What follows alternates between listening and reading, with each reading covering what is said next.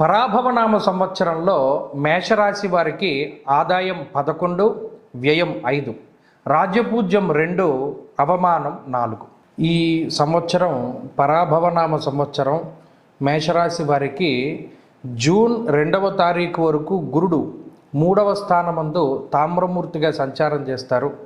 అలాగే తదుపరి 4వ స్థానమందు, అంటే దీన్ని అర్ధాష్టమ గురుడు అంటారు, ఆ 4వ స్థానమందు రజతమూర్తిగా సంచరిస్తారు.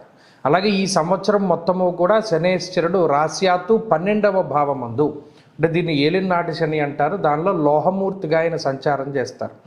అలాగే రాహుకేతువులు ఈ సంవత్సరం చివరిలో అనగా డిసెంబర్ 8వ తారీఖు వరకు కూడా 11, 5వ స్థానాల్లోనూ, ఆ తదుపరి 10, 4వ స్థానాల్లోనూ లోహమూర్తులుగానే సంచరించబోతూ ఉన్నారు. ఈ మూర్తిత్వాలు ఏంటి అంటే 4 రకాలుగా ఉంటాయి.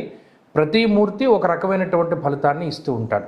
సరే, మరి ఈ సంవత్సరంలో మేషరాశి వారి యొక్క స్థితి గనక చూస్తే గురుబలం అనేటువంటిది చాలా తక్కువగా ఉన్నది. ఎందుకంటే తృతీయ, చతుర్థ స్థానాల్లో గురుడు సంచరించడం వల్ల ఆ గురుబలం అంత విశేషించి ఉండదు. అలాగే ఏలినాటి శని యొక్క స్థితి 12వ భావమందు ఉన్నది. శనేశ్వరుడు కూడా 12వ స్థానమందు లోహమూర్తిగా ఉంటున్నారు కాబట్టి ఆయన ఇచ్చేటువంటి ఫలితం కొంత తక్కువగా ఉంటుంది, అది చెడైనా మంచైనా కూడా. కాబట్టి అటు గురుడు ప్రతికూలము, శని ప్రతికూలము. రాహుకేతువులు మాత్రం ఈ సంవత్సరం మొత్తము కూడా ఈ రాశి వారికి అనుకూలంగా ఉన్నారు. కొంత సమయం 11వ స్థానమందు, మరికొంత సమయము 10వ స్థానమందు కూడా రాహుకేతువులు చాలా అనుకూలంగా ఉన్నటువంటి స్థితి. దీనివల్ల ఈ సంవత్సరం మొత్తము రాహుకేతువుల బలం మీదే ముందుకు వెళుతుంది. మరి ఈ శనేశ్వరుడు గురుడు ఇచ్చేటువంటి ఫలితాలు ఏంటయ్యా అంటే మనహానిర్ మనక్లేశం కృష్యర్ భోజన పల్పసహ అన్నారు. 12వ స్థానమందు ఏలినాటి శని ప్రధానంగా చేసేటువంటి పని ఏంటి అంటే ఖర్చు.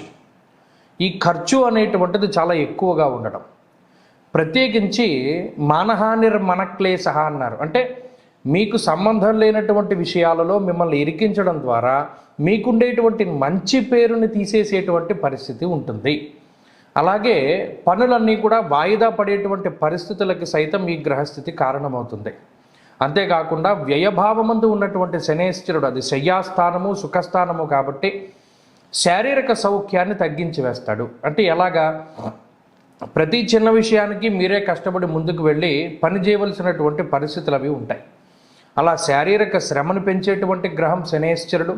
అలాగే మానసికంగా ఇటు నీలాపనిందలు, చెడు ప్రచారము ఇటువంటి వాటి మీద ఇబ్బంది పెట్టేటువంటి గ్రహం శనేశ్వరుడు. అలాగే విపరీతమైనటువంటి ఖర్చుకి కారకుడు. ఇక్కడ ఖర్చు అంటే చాలా జాగ్రత్తగా చూసుకోవాలి.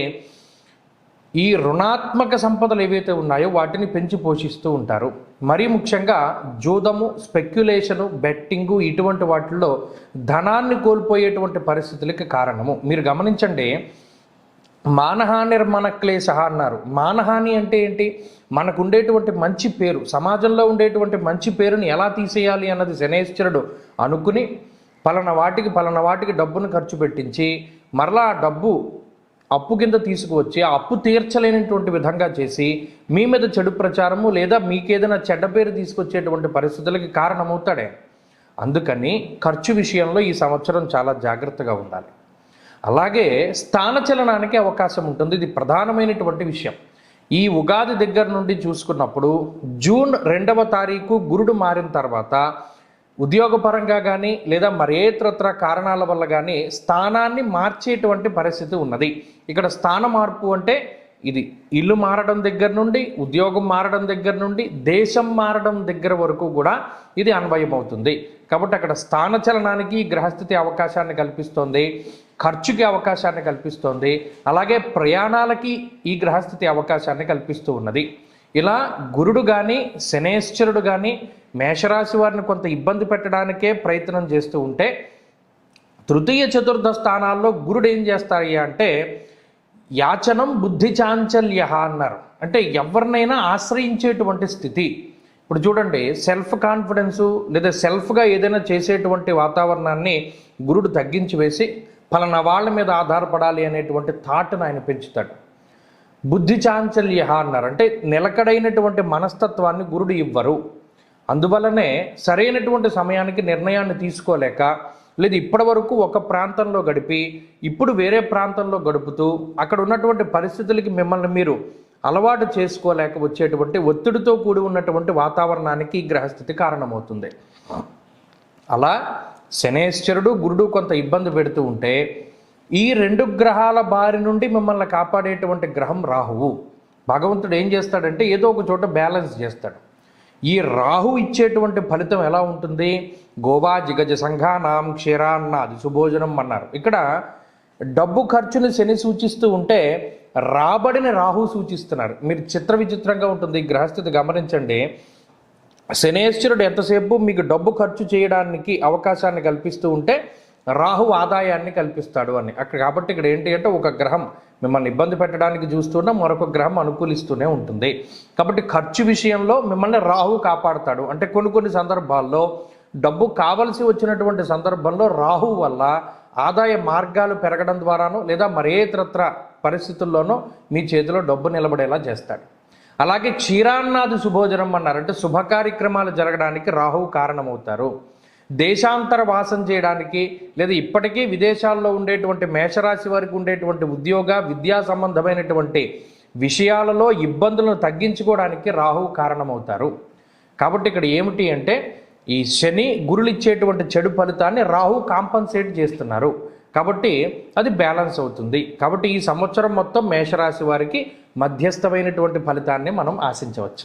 ముఖ్యంగా ఈ సంవత్సరంలో అటు శని ఏలినాటి శని రూపంలో ఇబ్బంది పెడుతున్నారు కాబట్టి ఈ సంవత్సరంలో వచ్చేటువంటి శని త్రయోదశులు అన్నీ కూడా చాలా విశేషంగా వీరు జరుపుకోవాలి.